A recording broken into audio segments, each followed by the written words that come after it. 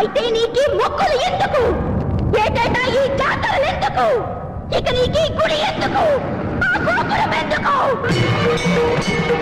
ఆగకముందేనా ఆక్రోశం అగ్నిగా మారకముందే, ఆ రావాణల కాలంలో నేనాహుతి కాకముందే,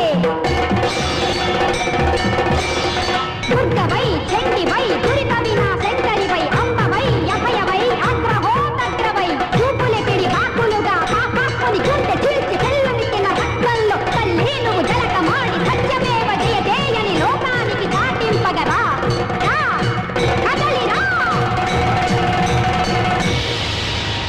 నా కన్నీటికి నీ మనసు కరిగి కదిలి రాకపోతే నా రక్తాన్ని నైవేద్యంగా పెడుతున్నాను, తీసుకో.